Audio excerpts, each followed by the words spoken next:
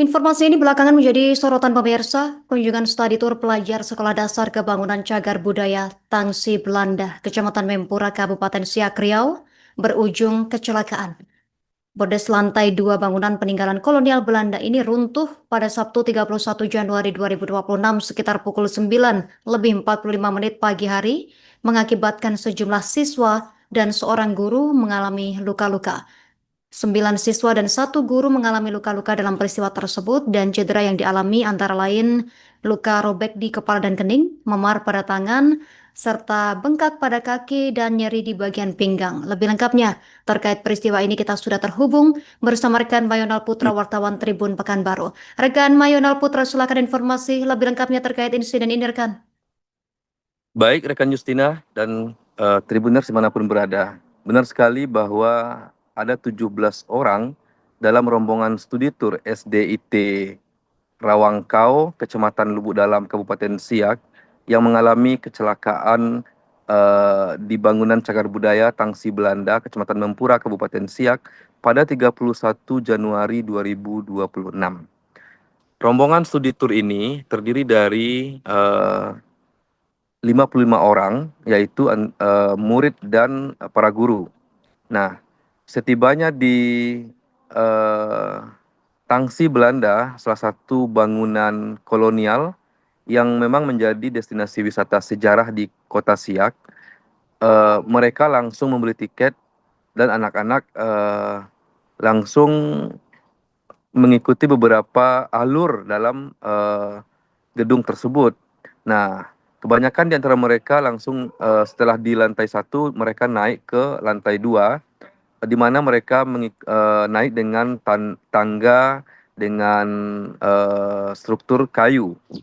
Nah, setibanya di lantai 2 karena mungkin kebanyakan siswa yang naik, eh, bordes lantai 2 tersebut runtuh sehingga sekitar 17 orang itu tertimpa jatuh ke bawah dan sebagian tertimpa yang ada di bawah.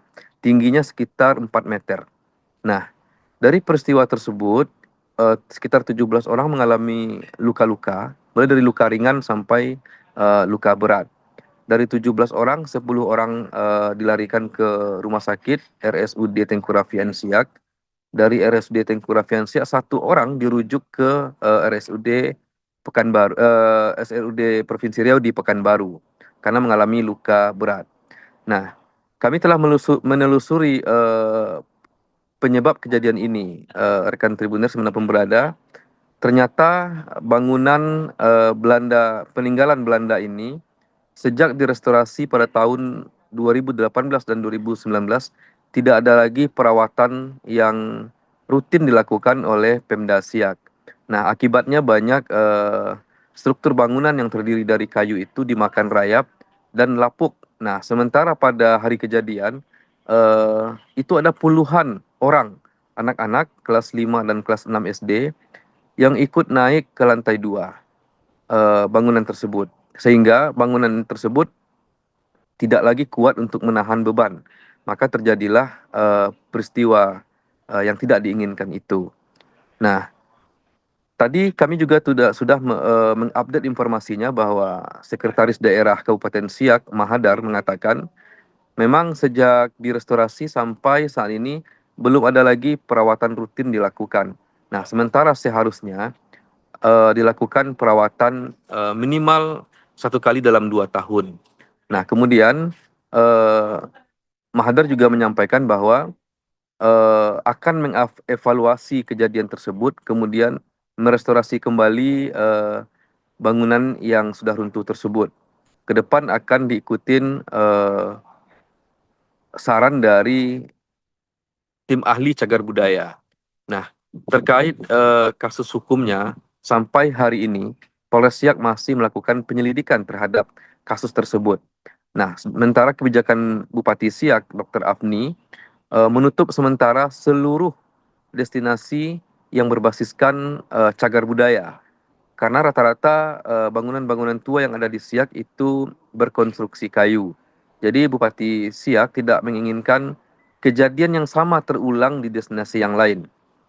Dapat diketahui, Justina, selain dari Tangsi Belanda, juga ada destinasi cagar budaya lainnya, gedung tua yang di dalamnya terdapat konstruksi kayu yang membahayakan karena sudah lama tidak ada pemeliharaan dan perawatan rutin.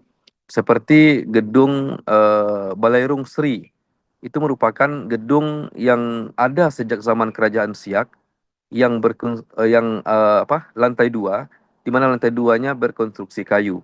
Termasuk Istana Siak sendiri. Istana Siak sendiri lantai 2-nya juga eh, berlantaikan kayu.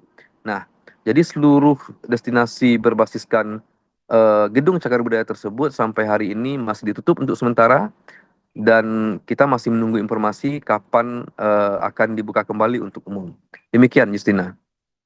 Tentunya kita sangat prihatin sekali ketika bangunan yang sudah dibangun oleh pusat, kemudian dari Pemkab Siak ini, setelah kita selesai dan kita serahkan kepada Dinas Pariwisata dalam hal ini untuk melakukan pengelolaannya, tidak pernah terpelihara.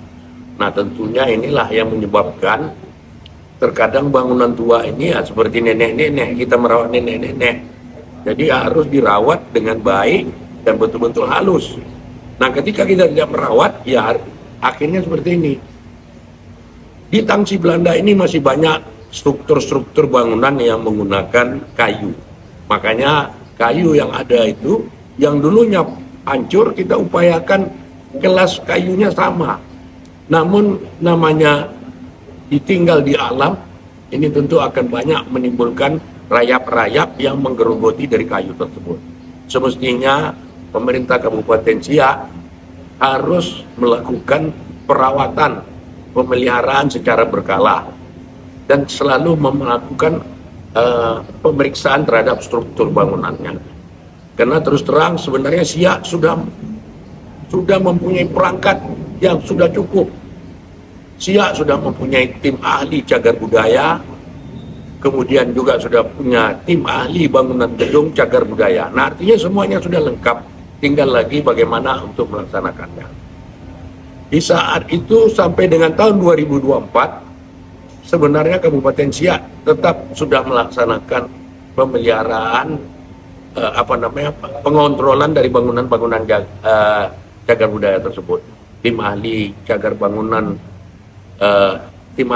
bangunan gedung cagar budaya bekerja dengan baik, kemudian tim ahli cagar budaya juga bekerja dengan baik. Namun saya melihat di tahun 2024 sampai dengan sekarang ini anggaran untuk tim ahli tersebut tidak pernah dialokasikan, sehingga yang bersangkutan atau katakanlah tim ahli tersebut tidak bisa bekerja dan tidak berdaya terhadap masukan-masukan. Nah, kita berharap kepada pemerintah Kabupaten Siak, khususnya Dinas Pariwisata, ya untuk ini menganggarkan kembali dan memelihara, karena ini adalah bangunan cagar budaya yang dibangun oleh Sultan Siak di masa kejayaan Sultan Siak di abad 18 sampai dengan abad 20. Nah, sejarah tidak boleh kita lupakan. Kalau kita melupakan sejarah, maka akan hilang identitas dari bangsa kita dan daerah kita. Download Tribun X sekarang, menghadirkan lokal menjadi Indonesia.